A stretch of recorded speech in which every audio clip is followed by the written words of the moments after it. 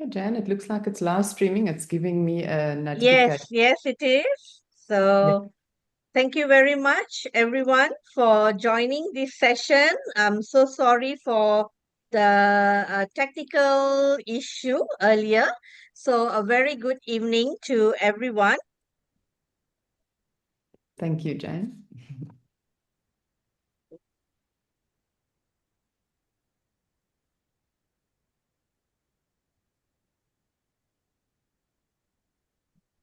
Do you want me to start, Jan? Okay. All right. So let me just start this session. Just give us a second. So first of all, a very good evening to everyone for this live session that we are having for the alumni talk. So my name is Dr. Jane Perianen, and I'm the faculty member of the GlobalNxt University. And today we have our next alumni talk for the month of May. So, if all of you have been following us, we have started our global journey, started from New Zealand to Mauritius, the island of Mauritius, and then we went to India, both in Hyderabad and Bangalore. And today we are stopping at South Africa. And please allow me to introduce to everyone Dr. Elaine Van Wyk. And she is our alumni, and not only our alumni, but she is our valedictorian of 2023. So we are so honored to have Dr. Elaine with us, and she's a brand and marketeers representative. And so, with that, please allow me to give over this session to Dr. Elaine, where we look forward to listen to her from her sessions of what the future holds for brands and marketeers. So, over to you, Dr. Elaine. Thank you. Thank you, Jan. So this can really be an interactive session, seeing that we are so few in the session. So you can welcome to stop me at any time to ask questions. I think the future for brands are sometimes very, we are unsure of the future. It is a daunting thing to think what does it hold for our brands? It's so competitive. The bombardment of information just takes over everything that brands, stand for. We are literally, as consumers, bombarded with information. And that makes it quite daunting for a marketer, because where do you find your niche? How do you get recognized and seen? So the question is really, as technology and AI advance, what is the consumer expecting? The consumer expecting immediate interaction and solutions through semi-autonomous influencers, but there is a growing need and desire for authentic, purposeful connections. And in this presentation, we'll explore those characteristics and the absolute non-negotiables that brands must possess to survive in the future. So, which qualities do brands need to possess to survive in this changing, ever-evolving landscape of technology, where AI is becoming a partner rather than a tool? And consumers are becoming more demanding and increasingly complex. They have very complex needs and desires. And we, as brands and marketers, need to adhere to these. Success requires then adopting a bold but highly personalized and purpose-driven identity to build a lasting and loyal membership or following in a saturated digital landscape. Audiences expect brands to champion a meaningful mission, and issues like sustainability and inclusivity and ethical sourcing and ethical manufacturing are no longer your differentiator. This is really a baseline expectation from consumers. Brands that take this and a genuine purpose-driven stance earn the trust of the consumer. The first thing that we know we will have to become is a native AI brand. It needs to be part of our DNA. We need to incorporate it. We need to live the AI stance. We need to redefine authenticity through the lens of human-synthetic alliances. What does this mean? We need to have tailored servicescapes. We do this through tailoring entire experiences into a more intimate world of servicescapes. And this is based on the consumer behavior, their past experiences, their past purchases, their search history, their location. The majority of people are expecting personalized experiences and feel frustrated if it isn't personalized.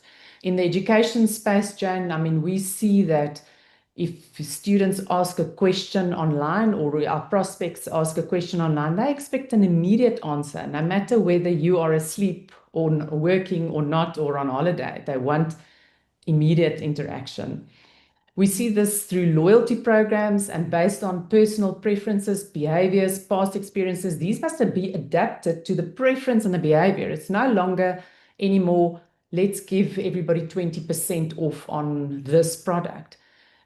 Consumers are expecting you to recognize what their preferences are. And the consumer is expecting AI recommendations, but without feeling unauthentic, it must feel real. The thing is that consumer sentiment towards AI also fluctuates between being invasive versus assistive versus humanity is going completely to hell. I mean, lots of consumers are these days feeling that. To how? I think there's a bit of feedback. Okay, thanks, Vijay.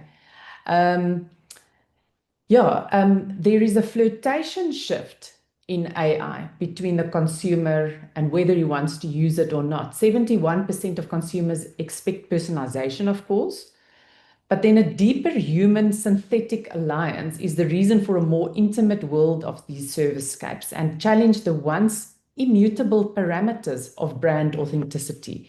Those we cannot go there for brands and marketers. Then we have, of course, the rise of the shadow pals, and these upgrade via ultra-naturalized language tools. We see that these new shadow pals are bringing in dialects and even unusual colloquialisms. And the consumer is expecting omnipresent shadow pals with long-term memory. So including salespeople, avatars in the AI game engines, digital ambassadors, and these shadow pals bond with players, consumers, and they do this across multiple sessions and interactions possessing long-term memory. So multimodal XR AI agents, and this is where audio, visual, text, input and output all played together, will be embedded into phones, headsets, smart glasses capable of reading our immediate environment and then hooking into our personal info. I mean, these are all changes that is happening. These advancements will have benefits to also assist people with different abilities or people that are different from the usual consumers, so people with disabilities, etc. But I think one of the most important things for the next generation of consumers is that brands need to show that they are deeply purpose-driven. They must demonstrate that they exist beyond making money, but that they have a bigger reason for existing. And I think, for Dion in the sort of political space, this is key to how people experience a political party, is they want to know that you're in it for them and not in it for a position or whatever. I mean, that's how the new consumer is really looking at it. Transitioning from simply selling a product to championing a cause has several fundamental benefits in turn. So not only for the consumer who's expecting that we are in it for them or that we are in it for a greater purpose or that we want to do good, but it also has benefits for the company. It is driving growth. Studies highlight by the UN Global Compact indicate that aligning profit with a social or environmental cause then heavily influences the ethical buying values of the next generation of consumers. And we must build deep, deep connections, emotional connections. Customers have a significantly higher lifetime value. Because of this, you will get that customer won over if you have a lifelong journey with them. So the millennial wealth transfer, Accenture did a study years ago that by 2030, then that millennials will hold 5 times as much wealth as they hold today. That was now 25 years more or less ago. They are expected to inherit over $68 trillion from their parents or predecessors. And these consumers hold stronger ethical buying values. I mean, and we're now talking of an older generation. We're not even going to the Gen Zs and the Gen Alphas. That's also another completely other ballgame. But over 60% of the new generation of consumers are attracted to brands based on their brand's ethical values and purpose. And we see that if brands have ethical values, customers tend to gravitate towards them. The study concluded that customers particularly particularly those customers of the future care deeply about how the products they are manufacturing or using the products, sorry, that the consumer is using, how they are manufactured, and whether there are sustainable practices in place. And these are the non-negotiables for the future. So simply put, consumer demand for purpose-driven brands means that customers who amplify their positive social and environmental impacts will also maximize their revenues by earning radical trust and gaining lifetime value from the customer. Responsibility in a brand is no longer optional. It's absolutely critical. Modern consumers demand that companies align their values.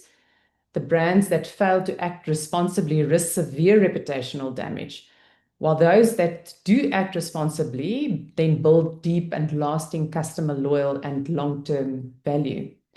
These 4 pillars of responsibility can be summarized into environmental impact, where we are actively reducing carbon footprints, like minimizing waste, utilizing sustainable materials, or even recycling, etc. We all know what those are. Ethical practices, ensuring fair wages, safe labor conditions, responsible sourcing throughout the entire supply chain. Economic fairness, operating with transparency and avoiding predatory, exploitative, or dishonored pricing and business practices. Social advocacy, championing human rights, inclusivity, and community support in meaningful and action-driven ways.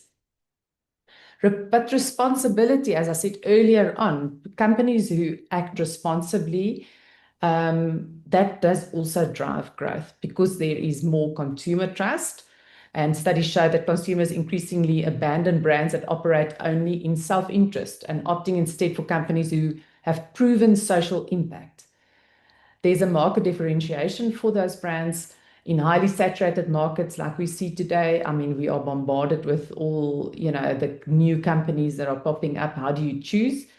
Consumers are taking an authentic ethical stance, and by brands who distinguish themselves through all of these practices will win the customer over.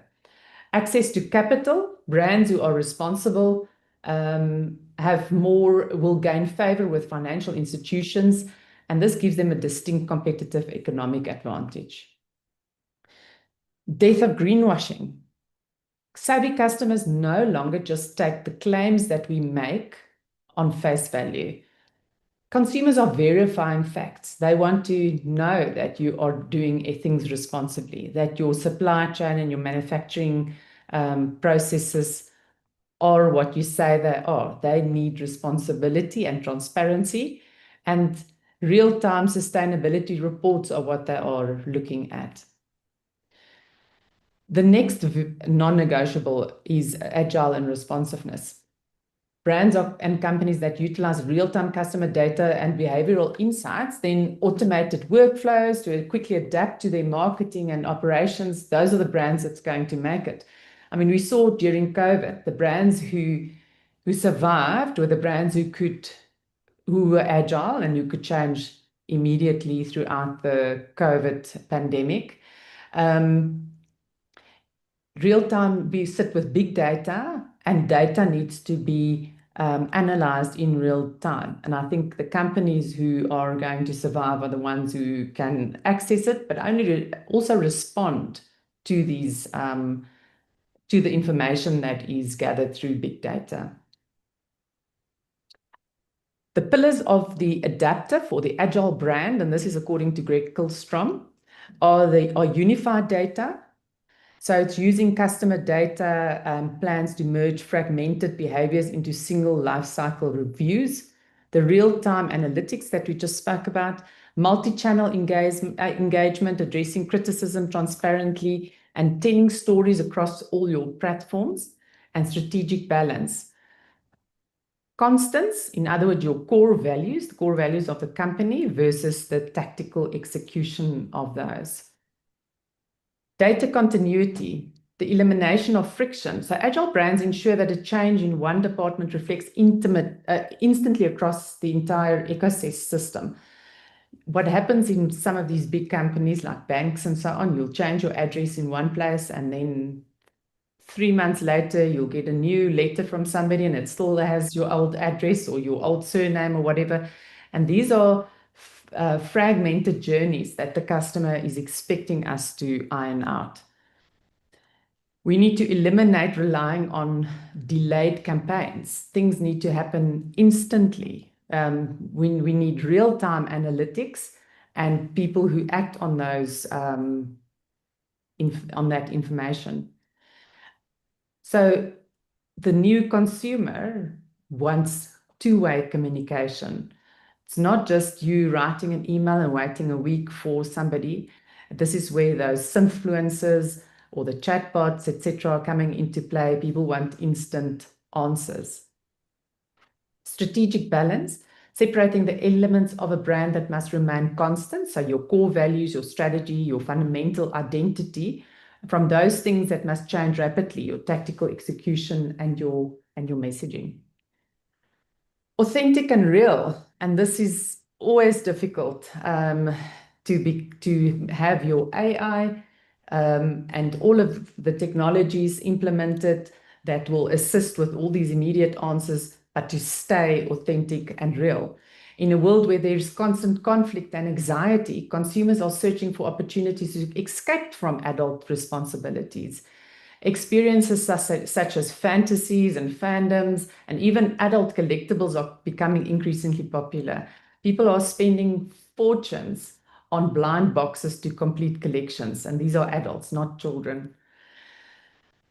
There is a very strong return to tactile, to traditions and rituals.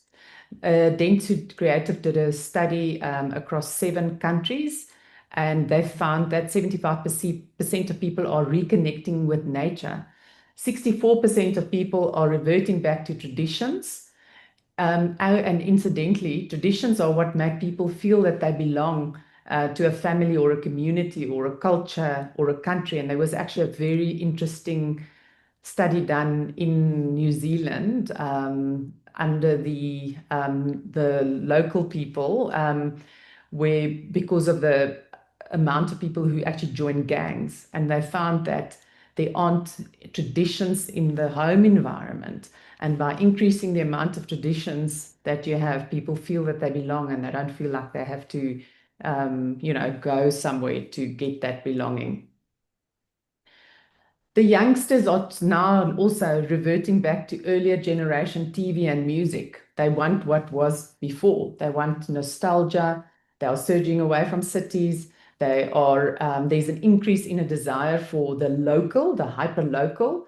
There's a definite resurgence in religion or spirituality, social connection and shared spaces because of we've moved so far away from personal connections with devices that the youngsters are moving back to feeling they want connections. As loneliness and isolation grows, people will increasingly search for these shared spaces and social connections. Memorable moments. Companies need to create memorable moments. IKEA recently, or a while ago, had a sleepover event where fans were invited to join in a fully furnished store with massages and movies and midnight snacks and sleep advice from specialists and take-home goodie bags. And these are the kinds of experiences that brands need to create for their consumers. They want a real and authentic connection. There's a new element called cutification, where people want you to put a smile on their face.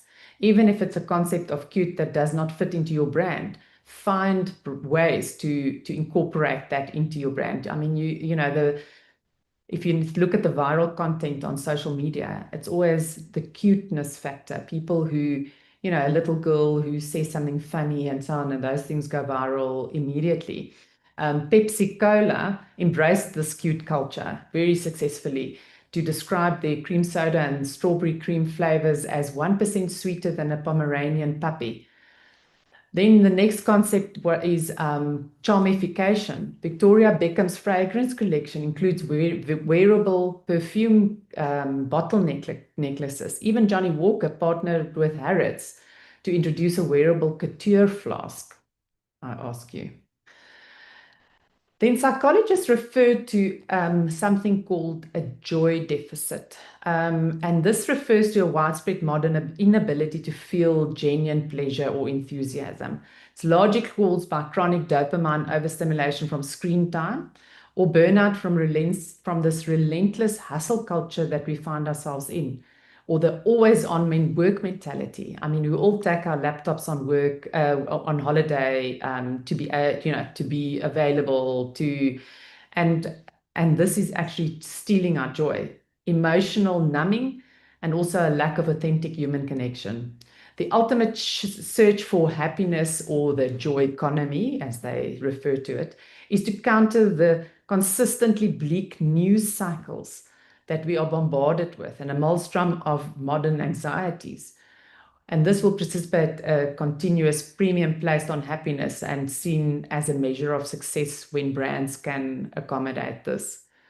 Brands who have inspirational joy advocates will be the ones that consumers will follow. And this must not be a shallow window dressing.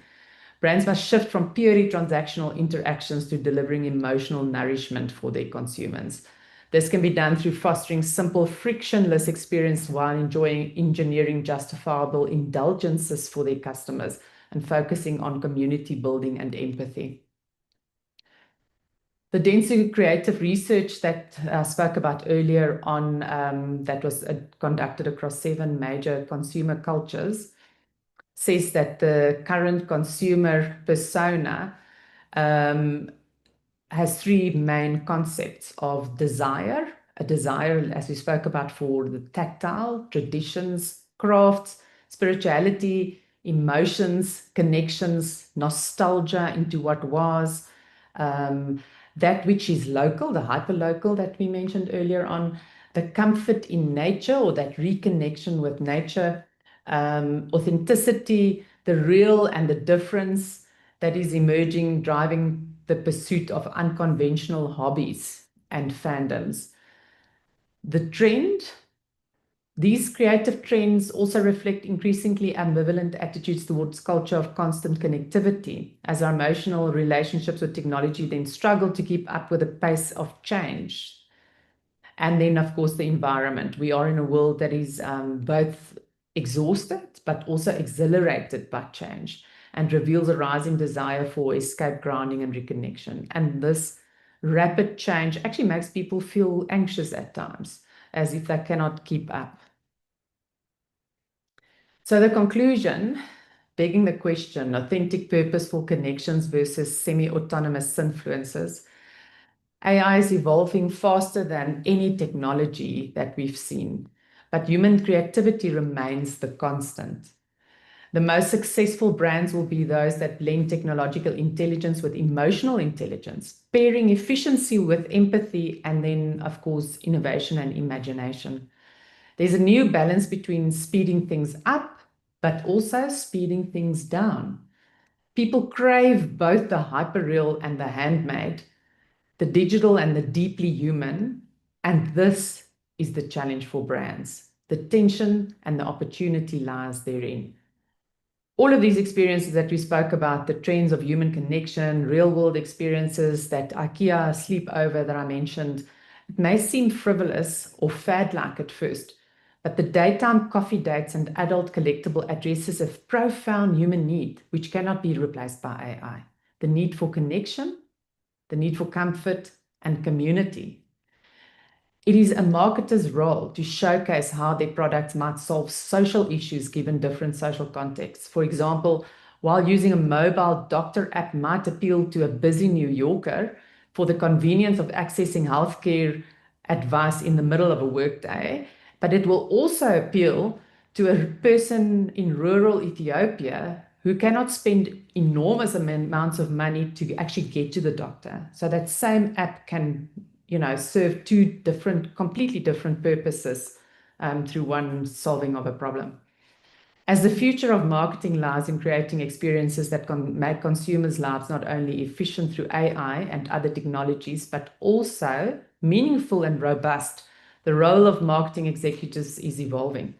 And to deal with the demands of the new generation of consumers, we must strive to align product and purpose, amplifying those ethical values and commitments. Yeah, that's it from me. Dion, I wanted to tell you something, and I'm going to send you, well, I'll send it to Jane. She can send it on just a link to a social media account of a politician here in South Africa called Helen Zille. I don't know if you've heard of her. Yeah. She was instrumental years ago. She was the head of the opposition party. And she recently did, with the help of a specialist marketer, she did a series of campaigns where she did things like, for instance, there's a very big pothole in that's actually like a sinkhole with water in it in Johannesburg. And she didn't go and stand there next to this hole with a suit on and say, "Oh, this is such a disgrace, and now look at, the governing party cannot fix this."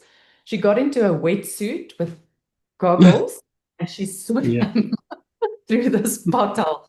And it created like a complete, it went completely viral, and the conversations that came out of that. And it's about that connection. She's feeling your pain. She's not from high above and talking to the people and the opposition party. She feels this pain. She's in this bottle with us. So it's amazing what you can do if you're a little bit creative. Yeah, that was one of a question I was going to ask. Um, well, there's two, but one's kind of around politicians, but I actually leave that side. One's around brands and businesses, and we're starting to see personality brands within businesses. So the head of a business is based on the brand of the person, um, and they're so interlinked. And then within those businesses, you often get certain brands of type of people. How, there's a danger in that, but there's opportunity. So if you're a small business, how do you work as a personal brand around this type of thing, as well as building your brand for your business at the same time? I think there's a conflict here, but opportunity at the same time. I think one must see it as an opportunity and embrace it. I mean, obviously, as you say, the disadvantage would be if that person is dissociated from the brand or leaves the brand and so on. So Mm. obviously, to make sure that you have some kind of contingency plan in, like for instance, let's take Steve Jobs and Apple. I mean, Apple didn't come to a standstill when Steve Jobs wasn't there anymore. So the brand was almost bigger as the person itself, even though the person was so influential. And that comes in with these kinds of pillars, like, are you responsible? Do you stand for more than just selling your Yeah. product? And so on. Then any influencer or synfluencer that comes into the brand is an add-on and an advantage that can assist in building that brand. So I think it's building both the brands together to see the person as a brand, but the company as a brand as well, and how they, align and work together rather than, opposing one another. but the brand must be able to stand on its own. Yes, the influencer culture, I think, is something that's quite interesting in that space. And what's interesting is you'll see that the influencer culture, I mean, it is still big, but a lot of people are moving away from it because most influencers are in it for the money and things get punted through them, and then people immediately move away because they are there to find real experiences and not companies selling things through influencers. As soon as there's a selling spin on it, then they start losing followers. They want to really just see what this person is doing in their natural environment, in their, what they are doing. They don't want people to sell things to them anymore. Yeah, that's a good point. That we are living in. And the Gen Alphas, who are the next generation of or the next sort of, not consumers. They are probably consumers. They're at school. They are becoming more and more inclined to revoke AI. If they see that something is AI generated or has an AI influence, they immediately stand back and say they don't want it. Where the Gen Zs are more open to it. They're excited about this, technology and about the development and the advancement. You would think that these youngsters are on their phones the whole day, but I think that's why they are moving to a real connection and something that is authentic. Yeah, I think there's I took a photo of the joy economy. That's something I haven't heard about. Happiness is the new measure of success, and I was thinking of our success, our service measures that we have within our organization and our boards. And how can you make a measurement of that? Like how can you how can you measure it is the next question. Is like happiness is very different to different people. So yeah, it's surveys and more sort of like that authentic feedback loops, I suppose. But it's I've never heard of it before. Yeah, it's and that joy deficit. I mean, they actually speak about it, especially with teenagers, that have this culture of depression, and it's a culture. It's something that they struggle with. They struggle to find real joy in life. And I think it's something that's going to be more and more part of our society going forward, and that's why people are going back to connections and so on. There's a book called Lost Connections. I don't forget now the author's name, but that's all about how we have as a society lost connection with things that matter, like, for instance, relationships and nature and culture and religion and all those things, and how we've built new superficial relationships with synfluencers or chatbots and cell phones and things, and how that is causing a lot of depression. And luckily, it's something to fix really easily if people are aware of it, and teachers and parents and so on know how to counteract that. But yes, we are, our youngsters are generally becoming more and more depressed. This is really, really interesting because in my political world, we predicate most of our long-term budgeting on growth. That's the world that we exist in. What we are now, I've just been landed on my desk in the last week some research on birth rates, and they are plummeting. Birth rates are plummeting. And the correlation that the research that I've seen recently, and there's a lot more research that probably needs to, whether this is real or not, but the birth rate started to drop off just as mainstream adoption of smartphone technology. And so there is very interesting from what you're saying from a different viewpoint, exactly pretty much the same thing. And this this is something that we're getting some briefings about this because looking at our long-term budgeting impacts for superannuation, economies, almost everything that we take for granted is going to be upended because of this particular trend, which Yeah. you've identified and articulated in a very different context, which is very fascinating. Yeah. No, it's Mhm. Yeah, Dr. Elaine, just want to add on what you were speaking, especially like Gen Alpha. It was very interesting to listen to what you have. And actually, I am quite curious, how does companies look at branding? Because as we know, these Gen Zs and the Gen Alphas, they are on the mobile 24/7, and they are very much into the social media. They are very influenced in that. So would you say that the marketeers of this digital era will need to emphasize and focus on this aspect, or there is a combination of cultural aspects and the base of how branding is being done? So could you just share what your thoughts are on this?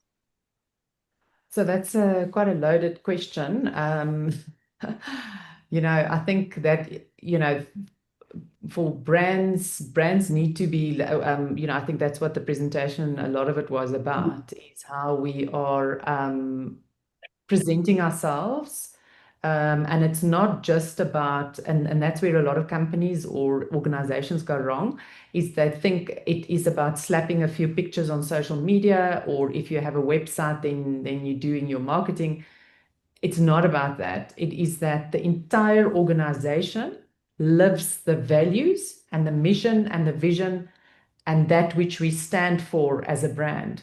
And that must come out in the things that you do, in the way that you treat your people, the way that you manufacture, your transparency in all of your supply chain, your transparency in what you are busy with, etc.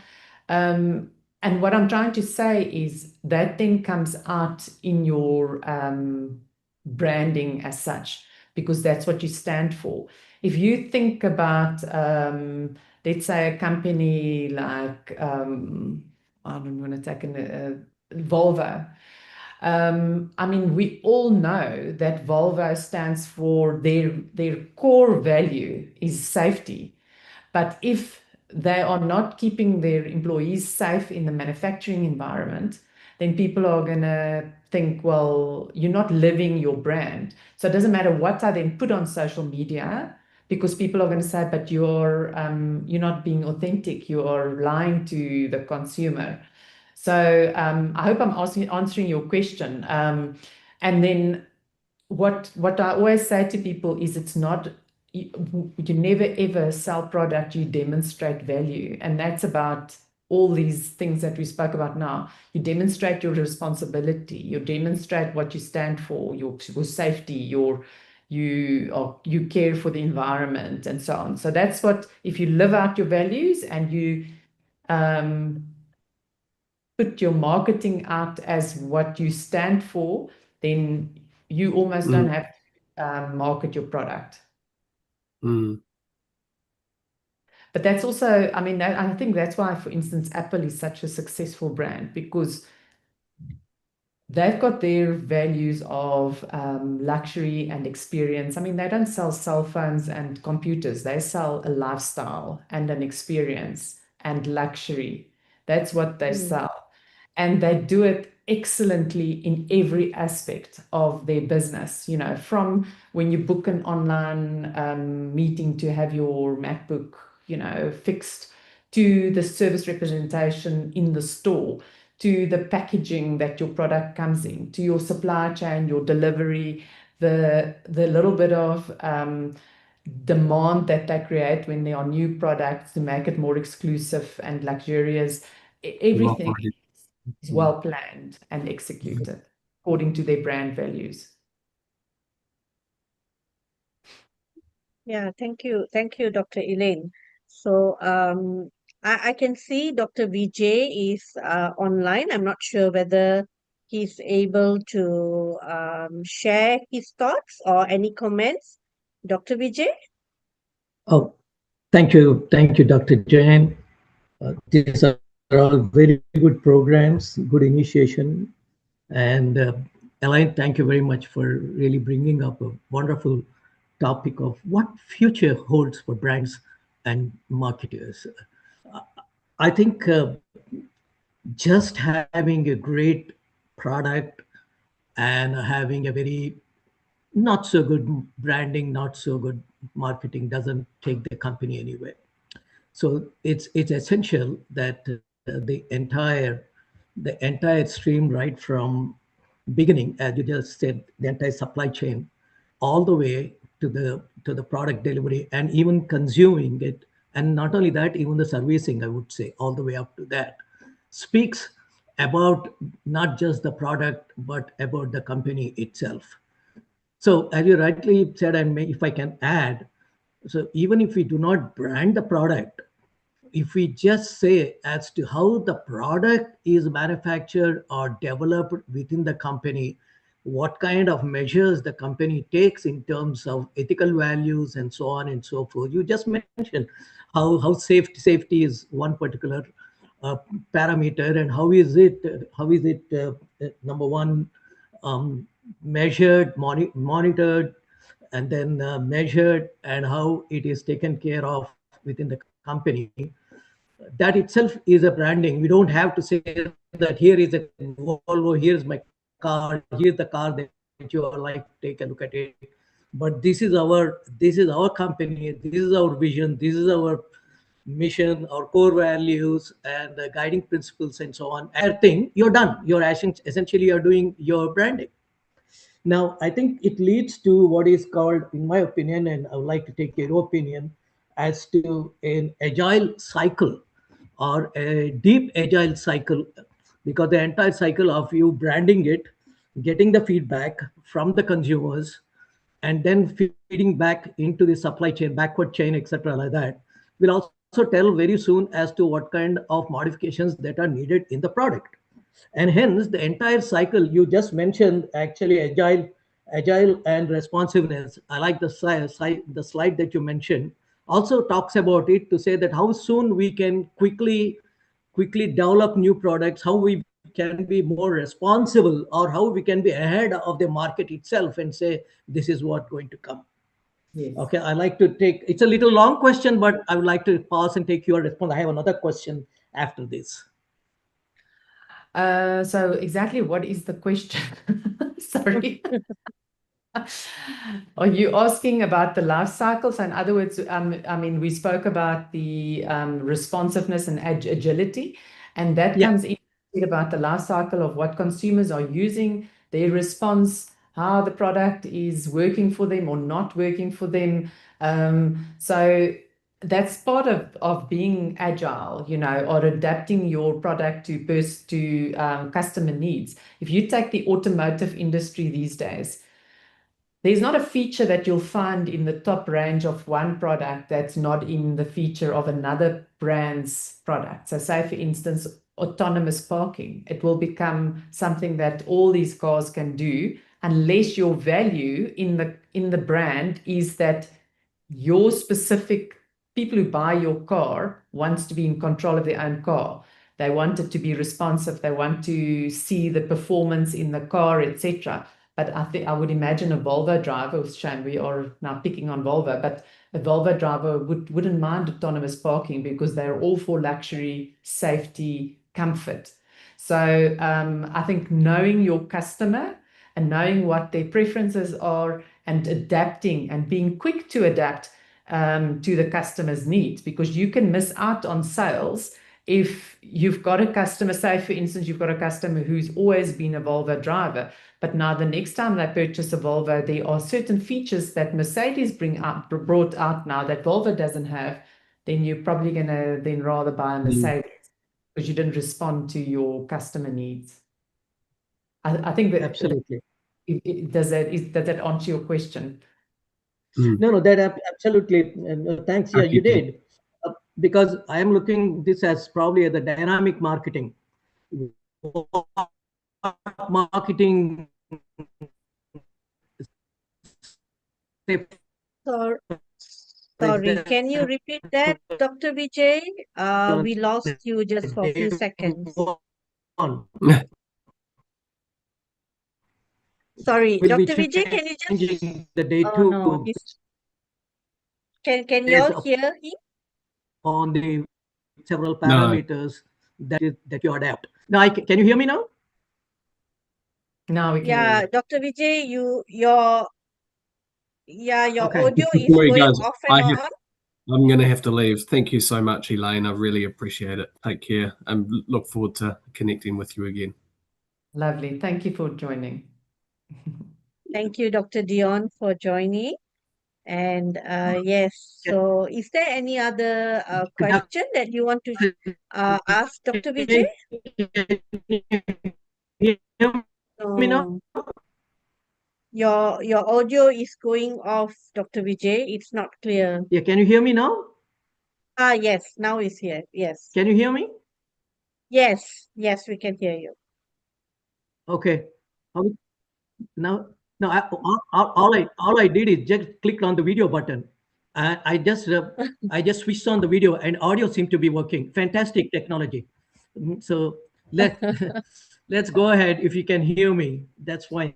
Yes, we can. Go Um, ahead. by the way, Elaine, where are you based? I'm based in Pretoria in South Hello, Africa. Elaine. Where are you based, Elaine? In Okay. Pretoria in So South I am in Africa. Victoria in Australia. Okay, fantastic. I'm on my way to Australia Okay. in So June. I'm in Victoria in Australia. Okay, fantastic. You're also in the Southern Hemisphere. No, I'm talking about dynamic marketing. I that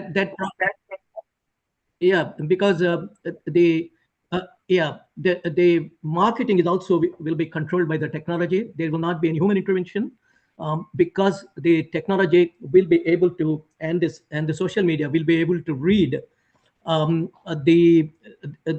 the advancements and the interests that are being shown by the consumer on a daily basis, on an hourly basis, whatever, and hence that feeds to the marketing, and hence the appeal, etc. The marketing messages will change by the hour, by the day. I mean, just I'm saying, which also actually feeds to the entire supply chain and so on and so forth and so on. So what you're talking about essentially may probably lead to dynamic marketing, which is probably even unaware to the people who are within the company, because the marketing is not that they are out of control or anything. No, within the bounds of the company values, within the bounds of what the company puts forward as core values and so on and so forth, the marketing messages and so on and so forth will be varying. That's what I'm saying. Yeah. You know, Zara, the clothing chain, what their philosophy is, they will produce only a small, they've got very agile manufacturing units. So they will produce only a small amount of one item. They'll put it into the stores, and if it doesn't sell, they immediately pull it and they bring something else in. So they don't keep the products throughout the whole season. They are very agile in reading the customer, so they will see on their system, so many of this item has sold, none of this item has sold. They'll bring in more of what has sold and take off the line what hasn't sold. So that speaks to that dynamic marketing that you're talking about. And that's the way of the future. Brands Yeah. won't, they cannot be dynamic. Absolutely. Incidentally, Elaine, our granddaughter's name is Zara. Oh, wow. That's no. So she's just 4 years old, and yeah, it's extremely very interesting topic, and the way you have presented it is phenomenal. And this is exactly what is going to be the crux or the important feature of the entire, I would say, business in the next 2-3 years to come. the how you market and how you brand and how you market is the thing. I think Dion said, how do you measure happiness, right? We had a Mm. customer who said, I'm happy. I once sold a lot of Oracle and PeopleSoft and JD Edward products to countries all over the world. And exactly, one of the customers said, "I'm very happy." So then my MD asked me, my managing director asked me, what do you what does it mean when it is, because we delivered on dot on time and within whatever budget they have, maybe slightly 1 or 2% here and there, but then we delivered more or less to the quality. And not only that, we have accommodated few other features. And the most important thing is that we were there, we were there to answer at any time that the customer wanted. The customer even wanted to have a question, had a question even in the middle of the night. I'm just telling you that there's somebody there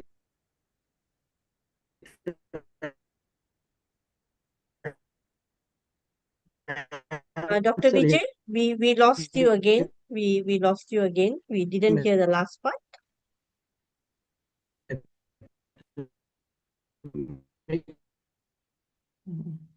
Dr. Vijay.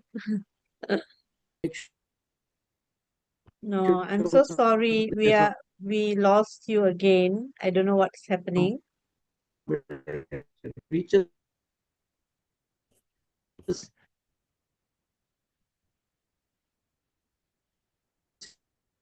him in England and so No, on the and audio so forth. is They're happy to really give so us bad. also a good reference. It's just like so Okay, he's logged off. So, yeah. So, thank you. Okay, he's logging in again. So let's see if he has some more. Yeah, Dr. Vijay, can you hear us? yes, The audio is really yes. Can shaky. We you really cannot hear you, Dr. Vijay. I mean, there is I some don't know sound, why. but it's not I don't clear. know. I'm not sure why. Yeah. Can you try again? Yeah, I'm also. Okay, okay. Now it's good. Yeah. I don't know. I don't know. But thanks for letting me know. I will see if there's anything that needs to be fixed here. Um, yeah, I But now think it's we okay. was talking Yes. about, yeah. So then the thing is, happiness is a measure of success. But then, how do Mm. you measure happiness? So it's it's like in research we have a an item.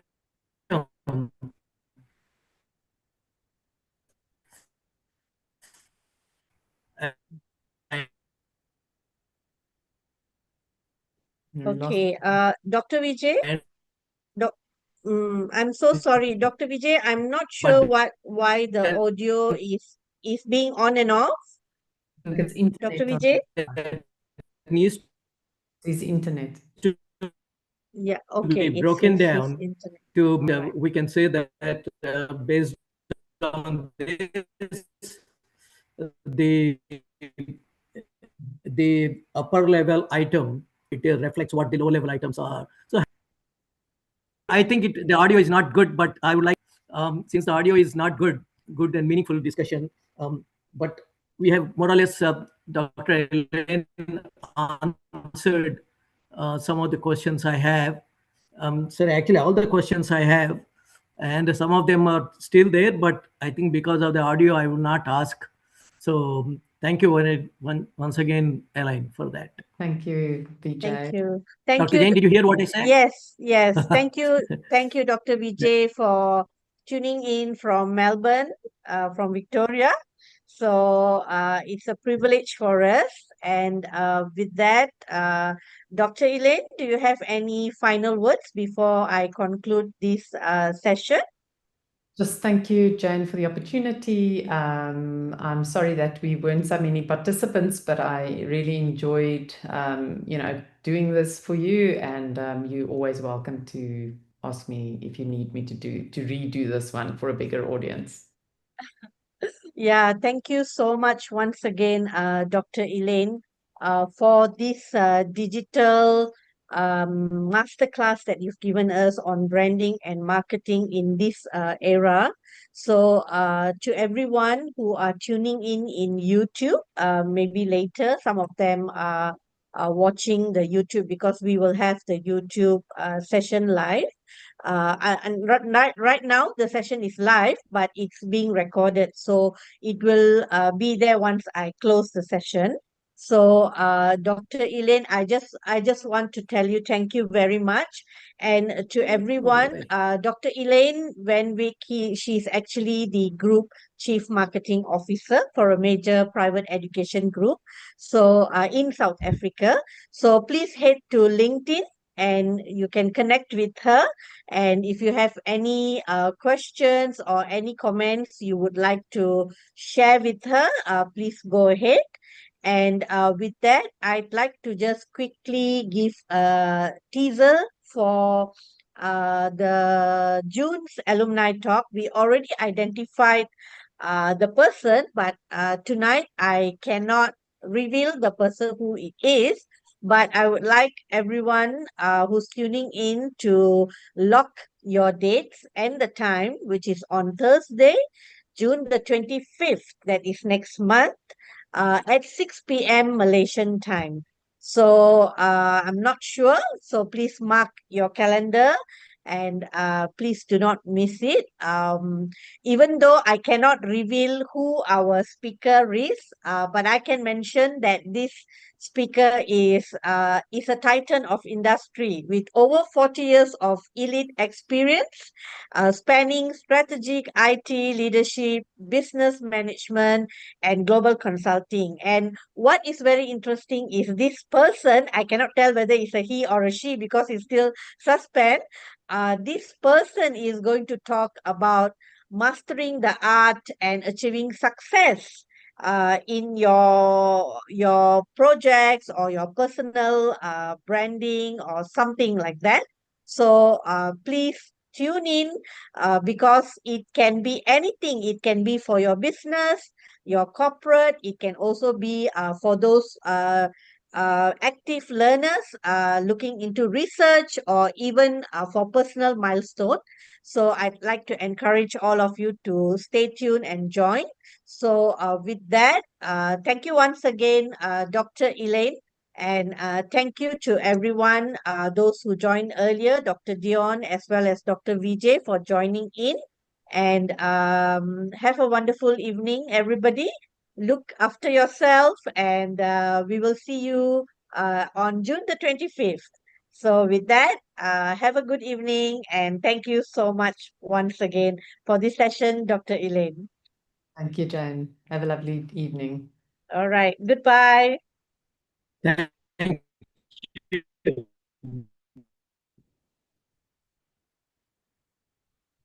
Hey, I need to stop.